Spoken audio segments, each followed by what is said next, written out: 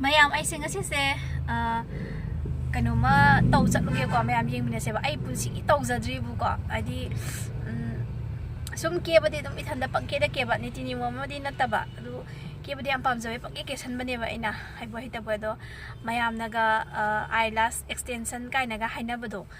pa hapa pa thaba kai na haina bodo ai punsi da tau jri bu ko ta sum hen tau jri ba pala chang ba se ai chang de ba ko ta ada amuk khakti chang re sam amuk ang ni ka kre adi ha sang da si yai hai bu ne dai du hai bu ne ada isai tan thaga che mu hai gini ada phajaning bado dudugi kyam yamna phaja thoke do yengurage ko haidi khoi hanu salam ni saksi yadri ba sumai sum pake de ke base do myam di loi de tongna de bu ka da natural beauty ni da ko du bu de myam kana kana yauge ai gumba koi sai gumba ai gumba ke ja ongta dumai ne pa ga thajadri ba masagi net to chagi kem yau pate ko dune chaminaro se myam yengor se kai de no kamai toge ha do ya ngau na ni ai hai sini guarantee yengminao se ko myam du de horen se hai ja ge salam me kai ko si salam me kai pasne hai da ni lakshmi kitchen le ni lakshmi kitchen ni le ahum su bada sinakan na chicken center le re adu sinakan na maira sang sang le kai mamang le ni pilup tha ba si san bo si yeng biro adu ko sum sang ga ss na ku re ko do silai ko myam yam nak na dom tle men rot gi smai lu ra bani ko xxx British iconic studio ni le ko open noi bas mai tha lai bane myam chamin ro se ko ado silai ko si get da smai sang biro ko myam ko si si ka kan na se ko ya yore sorry thabe thabe hole hanu ro bani na silai manin bang bang ka bingam lai de ko di khangja de ko hanu ni na to gate masa du da ma naga adi ma ong ta mo de ma ga yam chi na na na me ai naw ni bi ma khaki hai ta ga nu si ba onna ba ong kan ba chahi naw ri bi ngang ne silai ra ba no se ai chi masa silai re to si ga adu ba mo se de din ne ya ha pi o kuzin happy ba ma ki ni nang manak ta matang siga sunadre yadre nasi sembe phaja tholo phaja to ni siga khara dai pala sangai se ani ra khai di amutang di sam amukam di ka khre bo ko aduna ke ba aduna ka airport ram ni da kenum na hai kai ba me thaga na budo tu di ta banda pesa budi pada ni du lo ting ni lo ko do ai thanda na chak kenum hai ta du ai gonda di ai paksa di be thi ai na kham di thakthi bani ai sa natural beauty ni nang di tawro no hai de ai thanda ka cha bani wa do ngasi di ke da baya tre ai se dugi me stage dam ta kitang kira ga kitang matam sigi sakna bi kitang man bra kitang no thok bra sahi je phanu du je pamu le bu ko dugi la ine bu ko duga hiam nungai ba paw me su lai ni ko me matam matam ai hajer ke ko kai no ne bani ngasai de jau jau ke da kheli me chi boi bo nail extension tawri ni ai de ta khangja ji bo ai punsi ya han mani ngasi ne uri me am chi pra ai chalawani pin ya dre dai ado kheli sida kai da kai dori ba powder hapa kanda powder do mu tak thok to ba tak thoi ba adu duga si tak ko lora kanda khoina base coat ka thar ne police ka hadi kuina chatna ba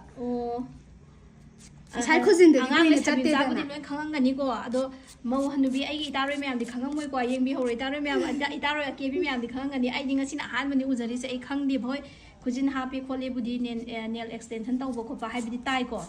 duga jau jau smai na khetana hap ai khang di ko sorry je ai ga ga bim da de nga si je ai zo ha pa ge ko me am yeng minare se mayam gi da makta sahi ano bada lak pa sida yamna ai ba mayam gi yamna khudung cha ga da ba adagi subam nongam laitaba inkhalak liba ngang sing na ko kali tawdage haidi akoi laidana sum yumda sum laina isagi sathulam bi haidi punsi ma hingba ya ba yam laina hojikan di ake mo matam da tongnam draga so hojiti loina ba parlor hai base amna maru oire ko duna inaw ni bisida 7 days eyelashes extension free training course free ni ko maya free step paisa lobagi da laite ko inaw ni bisina subam namhong laita ba inkhalak liba naha singbu support to boina mana haijaba khara se free da ni ko maya paisa ting dong na ti lak piro option piro aduga mayam dugi dam te naus na mateng pamjabane high class ase January ki date 20 2026 ki lakliba January ki date 20 asidi hawjala doi ni ko aduga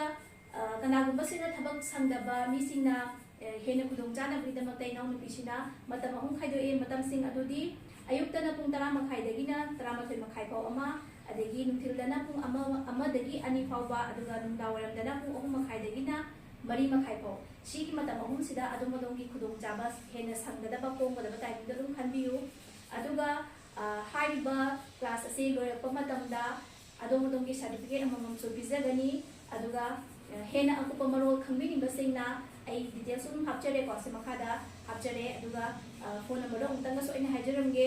7085892868 ꯑꯃꯨꯛꯇꯪ ꯍꯥꯟꯅ ꯍꯥꯏꯖꯒꯦ 7085892868 ꯍꯥꯏꯔꯤꯕ contact ꯅꯝꯕꯔꯁꯤꯗ ꯍꯦꯟꯅ ꯑꯀꯨꯞꯄ ꯃꯔꯣꯜ ꯈꯪꯕꯤꯅꯤꯡꯕ ꯏꯆꯤꯜ ꯏꯅꯥꯎꯁꯤꯡꯅ ꯏꯆꯥ ꯏꯅꯥꯎꯁꯤꯡ ꯍꯧꯒꯠꯂꯛꯂꯤꯕ ꯑꯉꯥꯡꯁꯤꯡ ꯍꯥꯏꯖꯔꯒꯦꯀꯣ ꯑꯗꯒꯤ ꯑꯩ ꯊꯝꯐꯝ ꯑꯣꯏꯔꯁꯨ ꯑꯗꯣ ꯍꯦꯜꯁꯤꯗ ꯀꯟꯇꯦꯛ ꯇꯧꯁꯟꯕꯤꯔꯣ ꯑꯗꯨꯒ ꯏꯅꯥꯎꯅꯨꯄꯤꯁꯤꯒ ꯋꯥꯔꯤ ꯁꯥꯟꯅꯕꯤꯔꯒ ꯑꯀꯨꯞꯄ ꯃꯔꯣꯜꯁꯤꯡꯗꯣ ꯈꯪꯕꯤꯔꯣ ꯃꯌꯥꯝ ꯑꯗꯨꯒ ꯍꯥꯏꯔꯤꯕ ꯀꯣꯔꯁ ꯑꯁꯤ ꯌꯥꯎꯕ ꯃꯇꯝꯗ ꯁꯨꯞꯅꯇꯪꯒꯤ ꯂꯨꯄꯥ 100 ꯈꯛꯇꯪ ꯄꯤꯕ ꯐꯣꯔꯝ ꯑꯃꯈꯛꯇꯪꯗꯤ ꯗꯔꯀꯥꯔ ꯑꯣꯏꯀꯣ ꯑꯗꯨꯗꯤ ꯑꯗꯨꯝ ꯃꯌꯥꯝ ꯂꯣꯏꯅ ꯀꯩꯅꯣ ꯇꯧꯅ ꯑꯗꯨꯝ ꯈꯪꯕꯤꯔꯕꯅꯤꯅ ꯑꯗꯨ ꯂꯨꯄꯥ 100 ꯈꯛꯅ ꯂꯣꯏꯔꯦ ꯃꯥꯒꯤ ꯀꯣꯔꯁ ꯑꯁꯤꯗ ꯄꯩꯁꯥ ꯑꯃꯠꯇ ꯂꯧꯗꯕꯤꯗ ꯑꯗꯣꯝꯒꯤ ꯈꯨꯗꯣꯡꯆꯥꯕꯗꯣ ꯇꯝꯕꯤꯕꯒꯤ ꯏꯅꯥꯎꯅꯨꯄꯤꯁꯤꯅ ꯄꯤꯖꯔꯤ ꯃꯌꯥꯝꯁꯨ ꯂꯥꯛꯄꯤꯔꯣ ꯁꯤꯗꯒꯤ ꯍꯦꯟꯅ ꯈꯨꯗꯣꯡꯆꯥꯕ ꯑꯇꯩ ꯄꯥꯛ ꯂꯥꯛꯀꯗꯕ ꯃꯥꯟꯗꯦꯀꯣ ꯂꯤꯃꯤꯇꯦꯠ ꯀꯩꯅꯣ ꯁꯤꯠ ꯈꯛꯇꯪ ꯈꯪꯉꯦ ꯍꯥꯟꯅ ꯂꯥꯛꯄ ꯃꯤꯁꯤꯡꯅ ꯈꯨꯗꯣꯡꯆꯥꯕꯁꯦ ꯂꯧꯕꯤꯌꯨ ꯑꯗꯨꯒ ꯅꯣꯏ ꯃꯌꯥꯝꯒꯤ ꯒꯨꯔꯨ ꯑꯣꯏꯗꯣꯔꯤꯕꯁꯦ ꯃꯈꯨꯠ ꯀꯌꯥꯝ ꯅꯥꯜꯂꯤ ꯀꯌꯥꯝ ꯐꯖꯒꯦ ꯍꯥꯏꯕꯗꯣꯀꯣ ꯀꯌꯥꯝ ꯍꯩꯒꯦ ꯍꯥꯏꯕꯗꯣ ꯌꯦꯡꯃꯤꯟꯅꯔꯁꯤꯀꯣ ꯑꯩ ꯍꯧꯖꯤꯛ ꯑꯩ ꯄꯥ ꯊꯥꯕ ꯂꯥꯛꯏꯅꯦꯅ ꯑꯩ ꯉꯁꯥꯏ ꯍꯥꯏꯈ꯭ꯔꯦꯗ ꯂꯝꯕꯤꯗ ꯑꯗꯣ ꯃꯥ ꯍꯧꯖꯤꯛ ꯊꯥꯍꯜꯂꯛꯑꯒꯦ ꯃꯌꯥꯝ ꯚꯤꯗꯤꯑꯣꯁꯤ ꯂꯣꯏꯕ ꯌꯦꯡꯃꯤꯟꯅꯁꯤꯀꯣ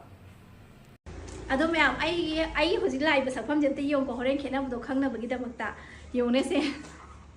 ꯑꯝꯇ ꯄꯛꯌꯦꯡ ꯌꯦꯡꯁꯜꯂꯒꯀꯣ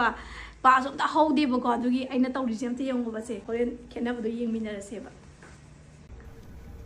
ꯍꯧꯖꯤꯛ ꯊꯥꯕ ꯍꯧꯖꯔꯦꯀꯣ ꯃꯌꯥꯝ ꯀꯟꯅ ꯊꯥꯔꯤꯌꯦ ꯑꯩꯗꯤ ꯑꯁ ꯑꯍꯥꯟꯕ ꯑꯣꯏꯕꯒꯤ ꯀꯤꯕꯁꯨ ꯀꯤꯕꯅ ꯑꯗꯨꯒꯗꯤ ꯀꯃꯥꯏꯅ ꯇꯧꯗꯣꯏꯅꯣ ꯄꯥꯈꯠ ꯂꯩꯔꯤꯅꯦ ꯍꯥꯏꯕ ꯁꯤ ꯇꯥꯏꯃꯤꯡꯁꯦ ꯌꯦꯡꯉꯨ ꯃꯌꯥꯝ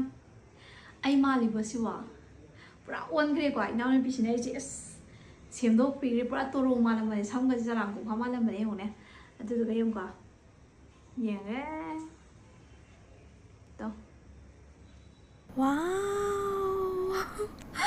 ꯉꯥꯎꯖꯔꯦ ꯏꯁꯥ ꯏꯊꯟꯗ ꯑꯁ ꯈꯨꯐꯖꯁꯦ ꯌꯦꯡꯉꯨꯅꯦ ꯏꯁꯥ ꯏꯊꯟ ꯊꯥꯒꯠꯆꯔꯦ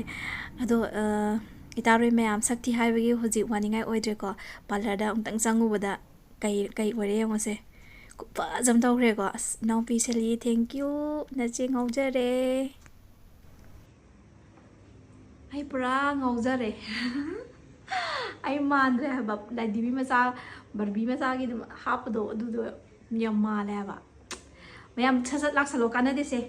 ꯃꯌꯥꯝ ꯁꯠ ꯂꯥꯛꯁꯟꯕꯤꯔꯣ ꯐꯪꯍꯧꯔꯣꯏ ꯑꯍꯥꯟꯕ ꯂꯥꯛꯄ ꯃꯤꯁꯤꯡꯅ ꯈꯨꯗꯣꯡꯆꯥꯕꯁꯤꯡꯁꯦ ꯂꯧꯅꯈꯤꯗꯣꯏꯅꯤꯀꯣ ꯑꯗꯣ ꯃꯐꯝ ꯑꯁꯤꯗ ꯀꯩꯅꯣꯁꯨꯅꯦ ꯄꯣꯠꯂꯣꯏ ꯀꯩꯀꯥꯁꯨ ꯂꯣꯏ ꯂꯩꯀꯣ ꯄꯣꯠꯂꯣꯏꯒꯤ ꯈꯨꯗꯣꯡꯆꯥꯕ ꯍꯧꯖꯤꯛ ꯂꯨꯍꯣꯡ ꯄꯟꯊꯥ ꯐꯦꯕ꯭ꯔꯨꯋꯥꯔꯤ ꯐꯥꯏꯔꯦꯟ ꯂꯝꯇꯥ ꯉꯁꯥꯏ ꯌꯧꯁꯤꯜꯂꯛꯄꯁꯤꯗꯀꯣ ꯑꯗꯨꯅ ꯂꯨꯍꯣꯡꯒꯗꯕ ꯏꯆꯤꯜ ꯏꯅꯥꯎꯁꯤꯡ ꯂꯩ ꯇꯥꯔꯒꯗꯤ ꯄꯥꯎ ꯐꯥꯎꯖꯟꯕꯤꯔꯣ ꯏꯅꯥꯎꯅꯨꯄꯤ ꯁꯦꯂꯤꯗ ꯑꯗꯨꯒ ꯃꯥꯏ ꯃꯤꯡꯁꯦ ꯁꯦꯂꯤ ꯀꯧꯕꯅꯦ ꯌꯥꯝꯁꯨ ꯅꯍꯥ ꯑꯣꯏꯔꯤ ꯌꯥꯝ ꯑꯉꯥꯡ ꯑꯣꯏꯔꯤꯀꯣ ꯑꯗꯨꯒ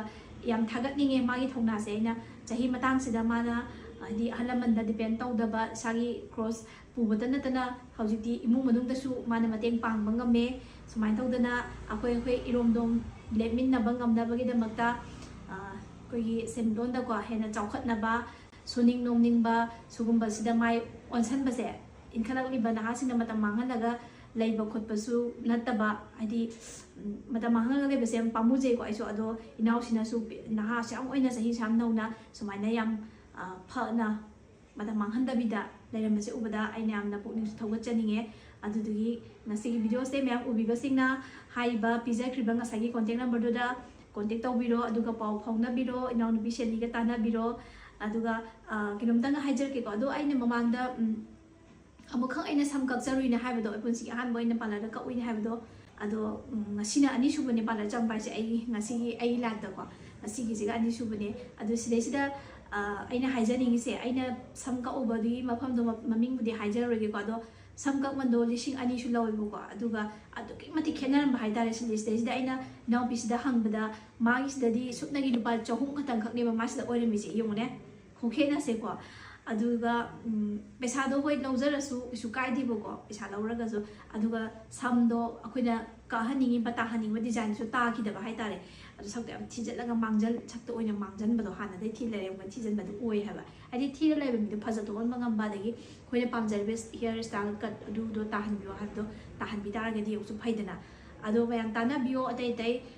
ꯀꯦꯕꯒꯤ ꯂꯝꯗ ꯍꯥꯏꯇꯥꯔꯦ ꯑꯩꯅꯗꯤ ꯍꯥꯏꯕꯅ ꯍꯩꯔꯔꯣꯏ ꯑꯗꯣ ꯃꯌꯥꯝꯅ ꯍꯦꯟꯅ ꯑꯗꯨꯝ ꯈꯪꯕꯤꯔꯝꯒꯅꯤ ꯍꯧꯖꯤꯛꯀꯥꯟꯒꯤ ꯂꯣꯏꯅꯃꯛ ꯁꯤꯗꯩꯁꯤꯗ ꯐꯦꯁꯤꯂꯤꯇꯤꯗꯣ ꯈꯨꯗꯣꯡꯆꯥꯕ ꯂꯣꯏ ꯂꯩ ꯏꯅꯥꯎꯅꯨꯄꯤꯁꯤꯒ ꯀꯟꯇꯦꯛꯇꯨꯗ ꯅꯝꯕꯔ ꯄꯤꯖꯔꯤꯕ ꯅꯝꯕꯔꯗꯣ ꯇꯥꯟꯅꯕꯤꯔꯣ ꯍꯦꯟꯅ ꯑꯀꯨꯞꯄ ꯃꯔꯣꯜ ꯃꯌꯥꯝꯗꯣ ꯑꯗꯣ ꯃꯌꯥꯝ ꯄꯩꯁꯥꯁꯨ ꯑꯩꯈꯣꯏꯒꯤ